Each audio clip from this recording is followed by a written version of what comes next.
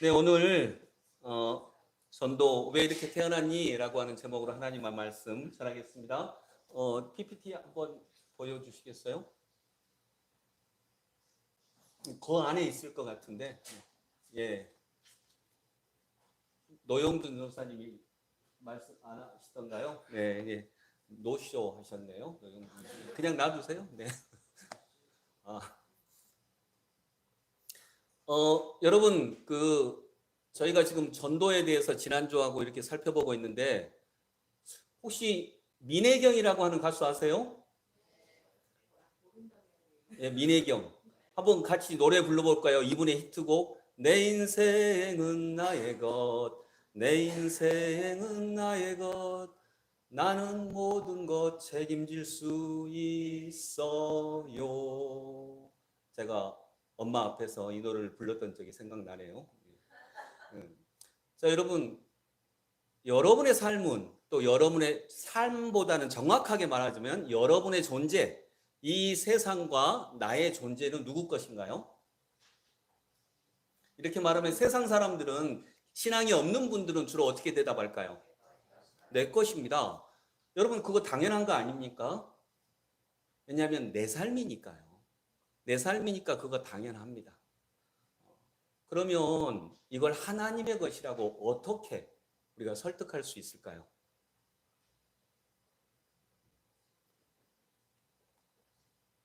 여러분 삶은 하나님 건가요? 여러분 건가요? 자, 오늘은 그런 말씀을 한번 나눠보면서 정말 우리가 복음을 전할 때에 가장 근원적인 기독교의 시작이라고 볼 수 있는 이런 내용들을 보겠습니다. 1절 말씀, 우리 다 암송하는 말씀인데, 제가 신학교 들어갈 때 거기에 그 문제 하나가 이게 있었어요. 암송하는 성경 구절 두 구절을 쓰시오. 아무거나. 그래서 야, 암송하는 두 구절. 이야, 창세기 1장 1절하고 시편 23편 1절 하면 되겠다라고 했는데, 창세기 1장 1절, 시편 23편 1절 제외 이렇게 나와 있더라고요. 이건 다 아니까. 그래서 이제 나머지 걸 이렇게 썼던 기억이 있는데요. 자, 창세기 1장 1절 같이 시작. 태초에 하나님이 천지를 창조하시니라. 여기는 창조하셨다. 아멘. 그럼 믿으십니까? 태초에 하나님이 천지를 창조하셨어요. 그리고 천지 중에는 누구도 있어요? 나도 있어요. 하나님이 나도 창조하셨어요. 자, 여러분, 제가 한번 물어볼게요. 우리 정대중 집사님, 왜 남자로 태어나셨어요? 하나님이 남자로 태어나게 해주셨습니다. 네, 아멘. 자, 스스로 질문해 보세요. 왜 남자로 태어나셨어요? 왜 여자로 태어나셨어요? 이걸 신앙을 갖고 있지 않은 분들한테 물어보면 뭐라고 할까요? 왜 남자로 태어나셨어요? 그럼요. 뭐라고 대답할까요? 그렇죠. 질문이 안 돼요. 그게 무슨 질문이야? 이건 질문이 안 되지. 야, 내가 남자로 태어나고 싶어서 태어났냐? 여자로 태어나고 싶어서 태어났냐? 그러죠.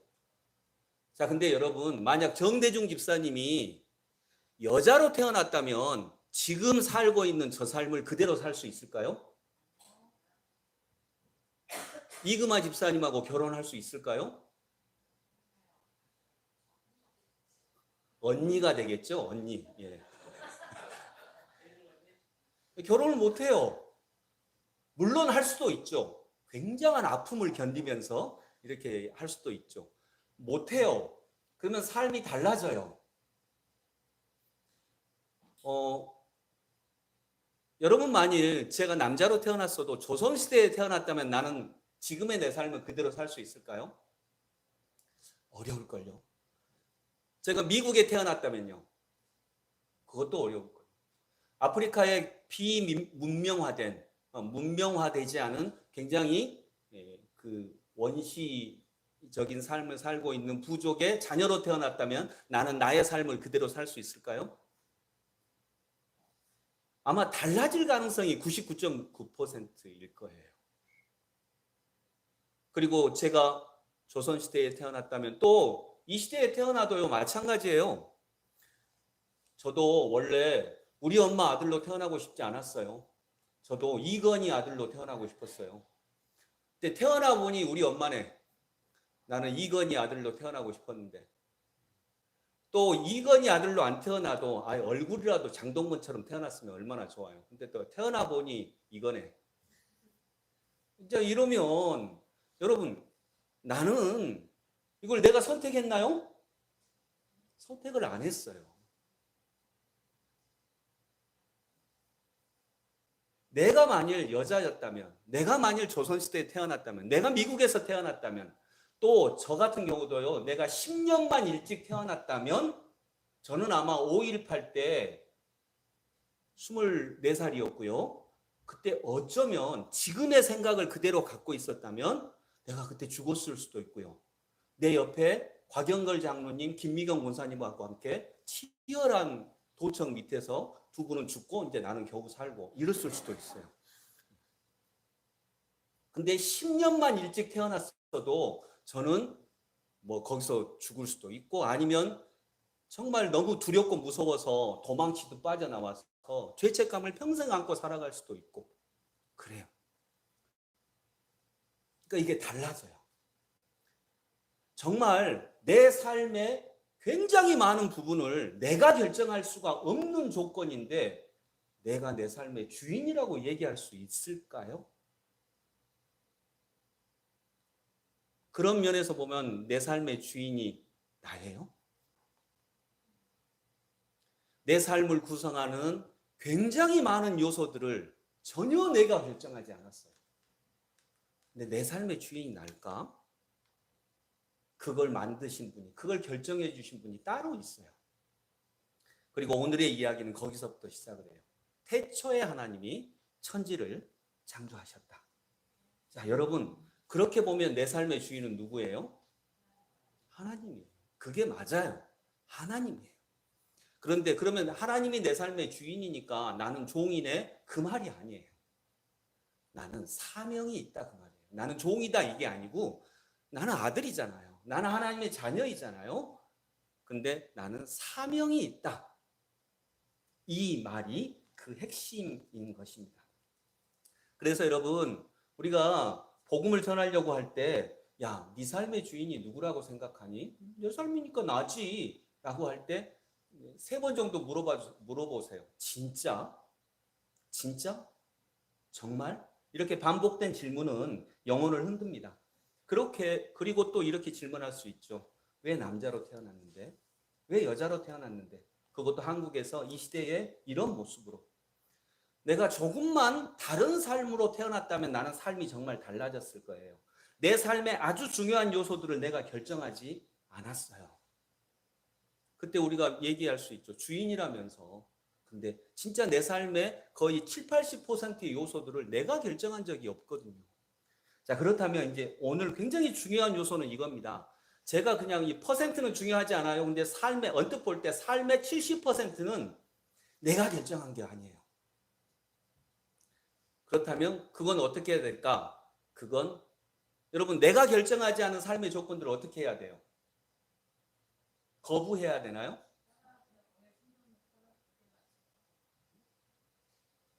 뭐라고요? 예, 거기에 맞춰서 살아간다. 그러면 이게 뭐죠? 이게 받아들임이에요. 일단 내 조건들을 받아들임에서부터 삶이 시작이 돼요.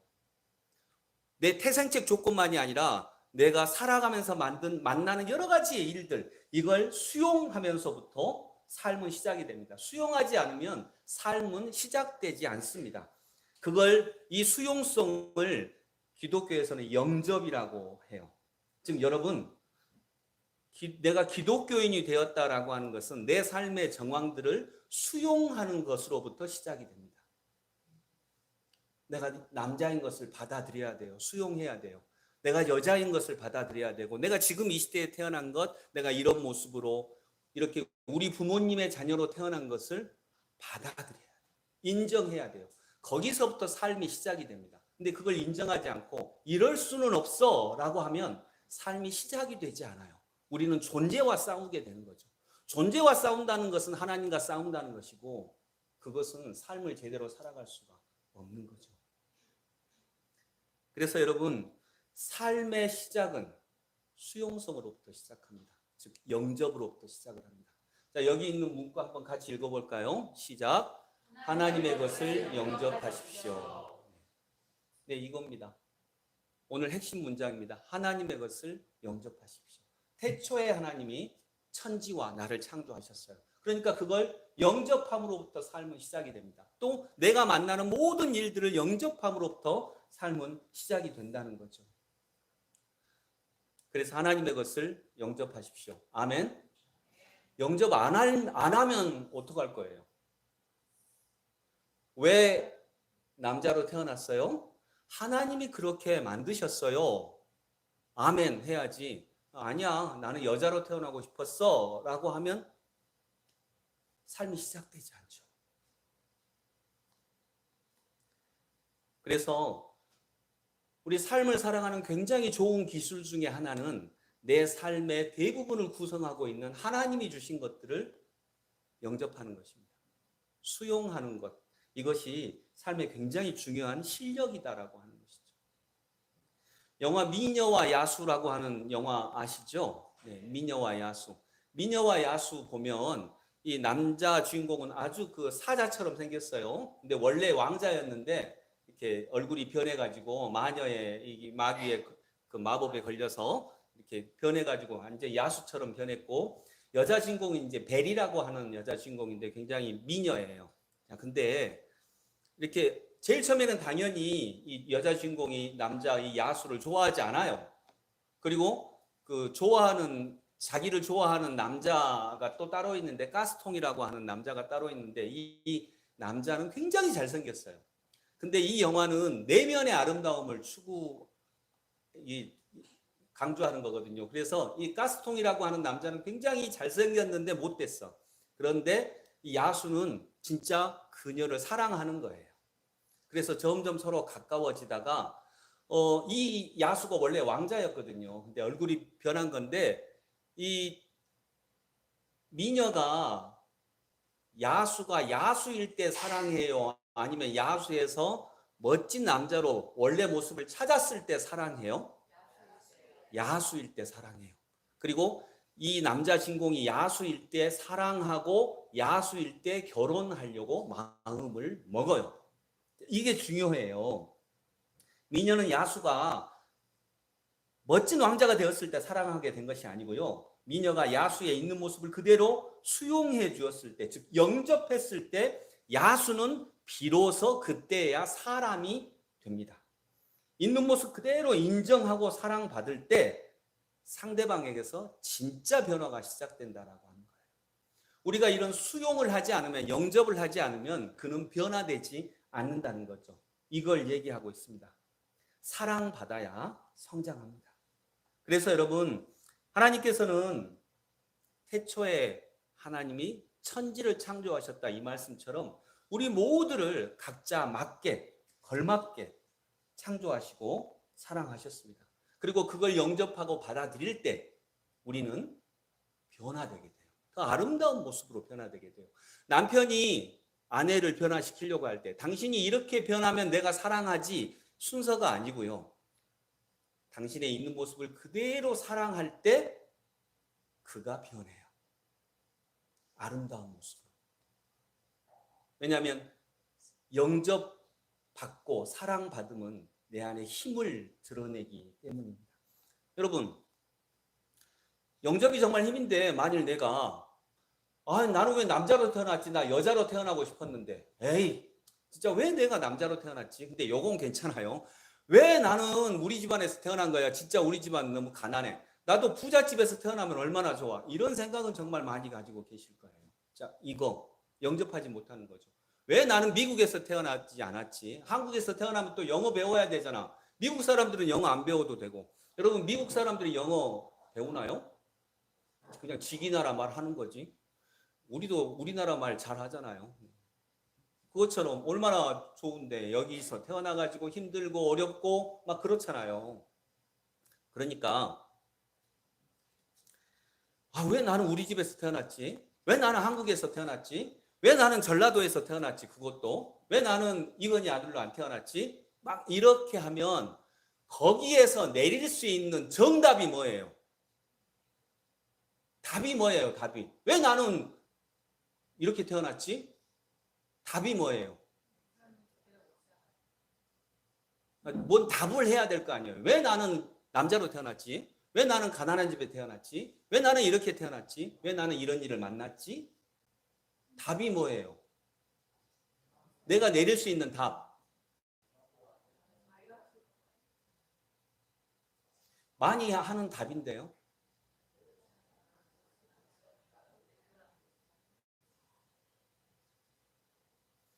여러분도 많이 하는 답, 저도 많이 하는 답. 왜 나는 가난한 집에 태어났지? 왜 나는 이렇게 태어났지? 왜 나는 이러지? 에이, 재수없어. 이게 답이에요. 그거 외에 답이 없잖아요. 에이, 재수없어. 근데 하나님은 다른 답을 주시는 거죠. 인정하고 받아들이는 거예요. 일단 삶은 그때부터 시작이 되니까요. 받아들이지 않으면 삶이 시작되지 않아요. 삶이 시작되지 않는다는 것은 계속 삶하고 부딪혀요. 여기하고 부딪히고 저기하고 부딪히고 계속 부딪히는 거예요. 그래서 결국은 에이, 재수없어요. 그건 어찌할 수 없다는 거죠. 근데 여러분, 옛날에 법륜 스님이 증문즉서를 이렇게 하시면서 누가 물었어요. 스님, 왜 사람은 왜 사람은 태어났어요? 왜 이런 모습으로 태어났어요? 물으니까 스님이 이렇게 대답을 해주셨어요. 왜를 묻지 말아라. 실존주의에도 인간은 피투성, 즉 던져진 존재이기 때문에 왜를 묻지 말아라. 그냥 어떻게 살지를 물어라. 그리고 그 삶을 열심히 살아라. 이렇게 얘기하셨어요. 상당히 일리 있는 말이에요. 또 좋은 말씀이기도 하고요. 그런데 여러분, 그게 진짜 맞나요? 왜를 모르는데 어떻게를 알 수 있나요? 이 볼펜은 뭐 하라고 만들어졌어요? 그러니까 볼펜은 왜 만들어졌어요? 네? 글씨 쓰려고. 근데 이 볼펜을 만약 누가 졸면 내가 던질 수도 있어요. 이렇게 쓰일 수도 있죠. 또 우리 중학교 2학년 때 우리 물리 선생님은 애들이 말 안 들으면 볼펜으로 이리 와 해가지고 이렇게 손가락 사이에다 끼워요. 그래갖고 여기를 꽉 잡아요. 그리고 막 돌려. 엄청 아파요. 이게 진짜 아프거든요. 이렇게 사용을 하셨어요. 우리 물리 선생님은 물리학을 이용해서 이렇게 사용을 하셨어요. 이거 좀 이 볼펜을 잘 사용한 거예요? 못 사용한 거예요? 나름대로 그 선생님은 내가 진짜 볼펜을 잘 사용해 이러셨을 수도 있어요. 근데 왜가 없으면 어떻게가 결정이 안 돼요. 이 볼펜은 아까 얘기했듯이 글씨 쓰려고 만든 거거든요. 그래서 그 기준이 명확해야 볼펜을 이렇게만 사용하는 것은 이게 지금 제대로 쓴 거예요, 안 쓴 거예요? 효과적이에요. 선생님 나름대로는 굉장히 효과적으로 사용을 했어요. 근데 이건 제대로 사용되지 않은 거예요. 부족한 거예요. 그러니까 왜가 있어야 어떻게가 결정이 돼요. 여러분은 왜 남자로 태어났어요? 여러분은 왜 여자로 태어났어요? 여러분은 왜 여러분 부모님의 자녀로 태어났어요? 대답을 해보실래요? 왜 그랬어요?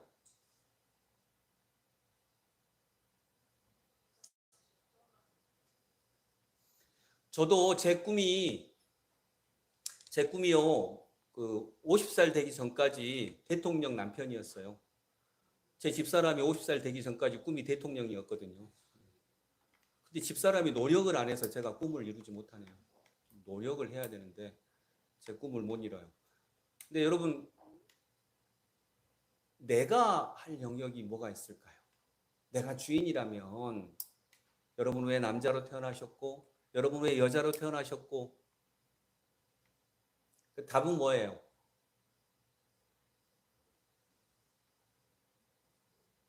내가 나의 삶을 살아가기에는 남자로 태어나는 게 가장 적당하니까. 아멘. 나의 나된 것은 주님의 은혜라. 내가 나의 삶을 살아가기에는, 그래서 나의 삶이 뭔지는 이제 뒷구절에 있는데 내가 나의 삶을 나다운 삶을 살아가기에는 내가 우리 집의 자녀로 태어나는 게 가장 적당하니까.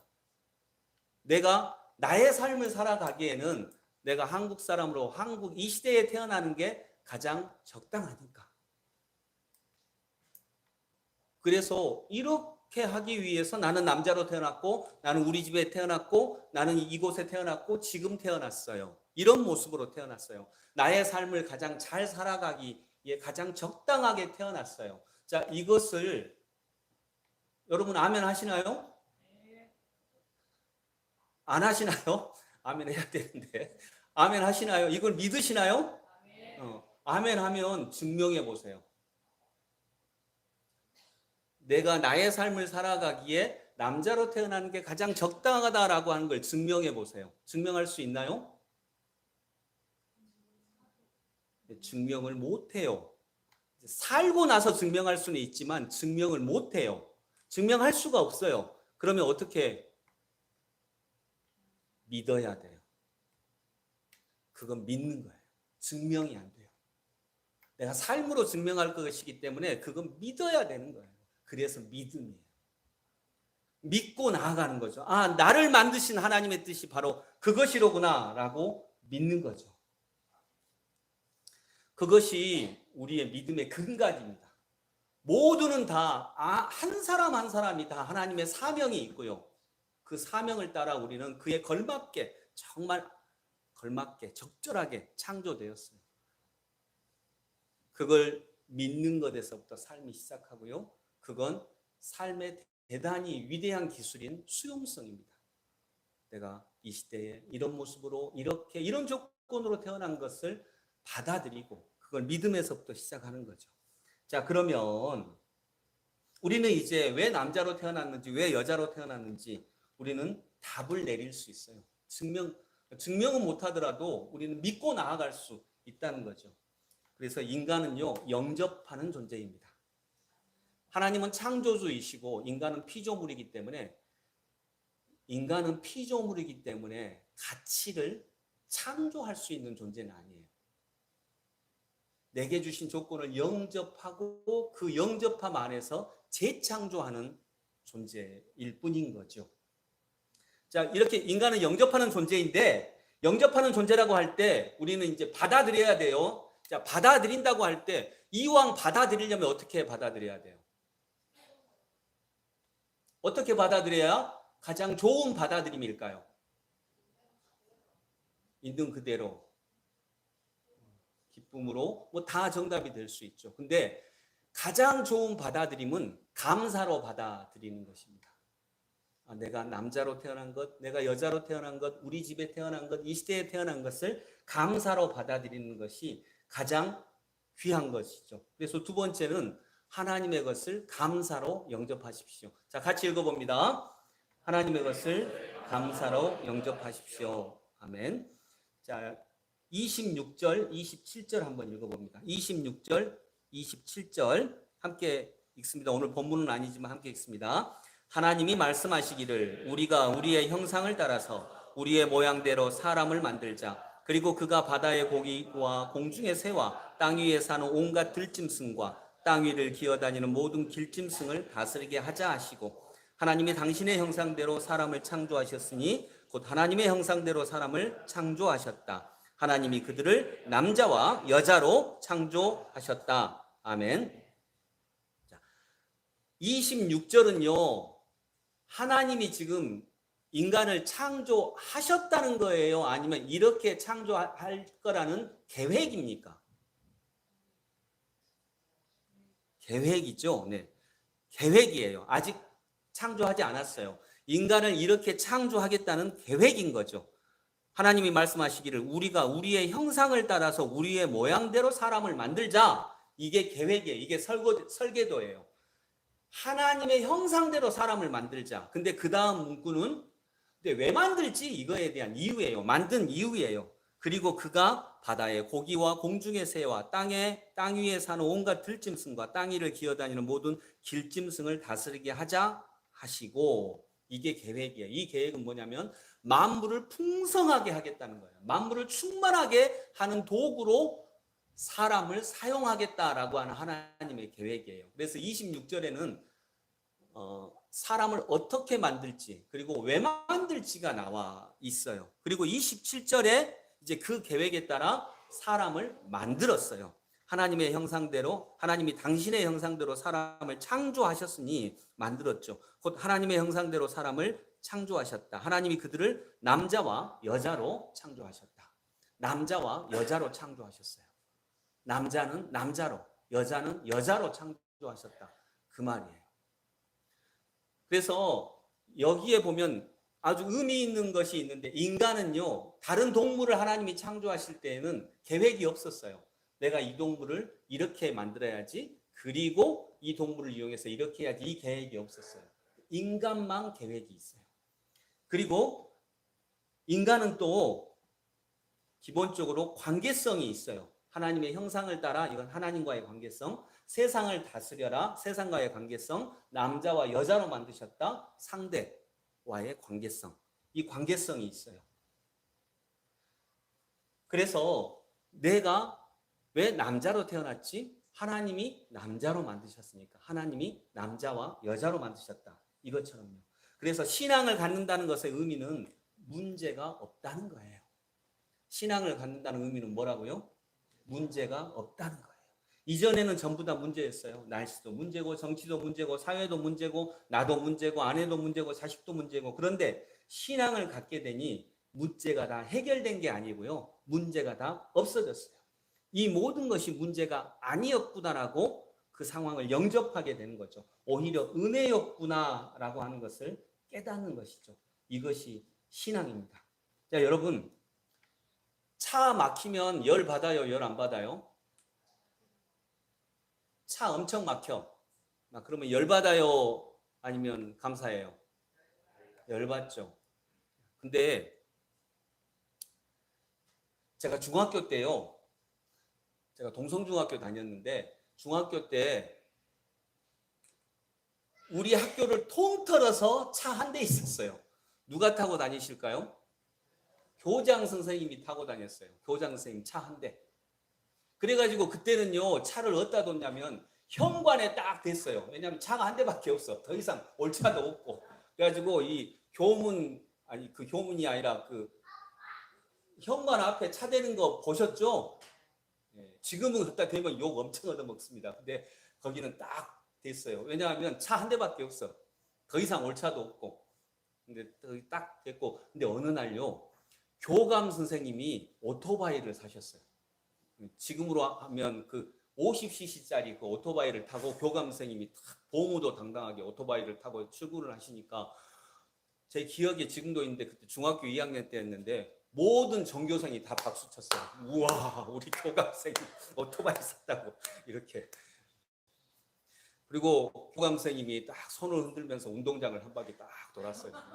그리고 다른 선생님들이 나도 한번 타보자고 하니까 교감 선생님이 못하게 하고, 이제 자기보다 선배 선생님은 어차피 거절을 못해가지고 했는데, 선배 선생님이 그 오토바이가 넘어졌어. 그랬더니 막 성질을 내가지고 뒤에서 손수건 빼서 막 먼지 닦고 막 그랬거든요. 여러분, 그때는 차 막혔어요? 그때는 선생님들도 전부 다 시내버스 타고 다녔거든요. 그때는 차 전혀 안 막혔어요. 그냥 뻥뻥 뚫렸어요. 근데 지금 차가 너무 많아져서 막히죠. 여러분, 그러게 보면 우리나라가 이렇게 되었다는 게 감사할 일이에요? 열받을 일이에요? 감사할 일이죠. 우리나라가 이렇게 차가 많다니 너무너무나 감사할 일이죠. 여러분, 그때로 다시 돌아가실래요? 막 그냥 가불고. 왜 그냥 가요? 벨 안 눌렀잖아. 이렇게. 우리가 지금 차가 밀렸다는 것은 어떻게 보면 굉장히 감사할 일이에요. 너무나 감사할 일이죠. 그러니까 그런 눈이 생기는 거죠. 이것이 신앙을 갖는다는 것의 의미예요. 문제 없음이에요. 아, 차가 막힌다는 것은 문제가 없구나. 문제가 없는 거구나. 감사는 누가 합니까? 현실을 저항하는 사람이 해요? 현실을 수용하는 사람이 해요? 수용하는 사람이 해요. 현실을 수용하는 사람이 감사해요. 근데 자꾸 우리는 현실을 변화시키려고 해요. 남편은 아내를 변화시키려고 하고요. 아내는 남편을 변화시키려고 합니다. 그런데 변화가 됩니까? 나도 변화 안 되는데, 내 스스로도 변화 안 되는데, 그래서 감사하려면 현실을 수용해야 합니다. 그리고 거기서부터 일하는 것입니다. 그때 재창조가 일어나죠. 변화는 받아들일 때 일어납니다. 역설적이게도. 그래서 신비예요. 변화는 신비인데, 변화는 오히려 싸울 때 일어나는 게 아니라 받아들일 때 일어나요. 이게 신비인 거죠.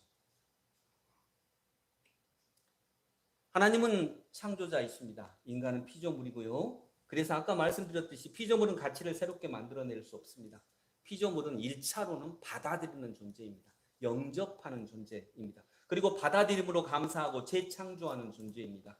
그래서 받아들임, 즉 수용성이 좋아야 감사가 일어납니다. 이걸 영접이라고 하죠.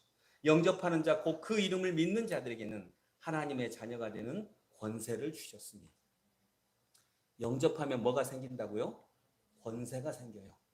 권세가 생기고, 권세가 생길 때 변화가 일어나는 것입니다.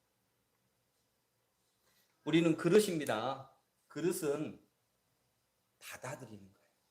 우리는 질그릇이라고도 하고 그러는데 인간은 그릇이에요. 그릇은 받아들이는 겁니다. 물을 담으면 물그릇이고, 술을 담으면 술그릇이고, 밥을 담으면 밥그릇이 됩니다. 즉 우리의 가치는 내가 무엇으로 만들어졌느냐가 아니라 내가 무엇을 담느냐에 의해서 결정이 된다는 거죠. 그렇게 우리는 그릇이죠. 그래서 우리의 가치는 수용성, 받아들임에서 결정됩니다. 좋은 기업, 좋은 것. 지난주에 복음을 전하라 라고 했는데, 복음을 전하고 아름다운 소식을 전하고 그럴 때 우리는 그 들려오는 아름다운 소식을 받아들일 수 있는 수용성이 삶의 가장 기초입니다. 그래서 여러분, 하나님의 것을 받아들이시는 저희 모두가 되기를 소망합니다. 또한 어떻게 받아들여야 된다고요? 감사로 받아들일 수 있는 은혜가 있기를 원합니다. 31절 말씀 함께 읽어봅니다. 31절. 하나님이 손수 만드신 모든 것을 보시니 보시기에 참 좋았다.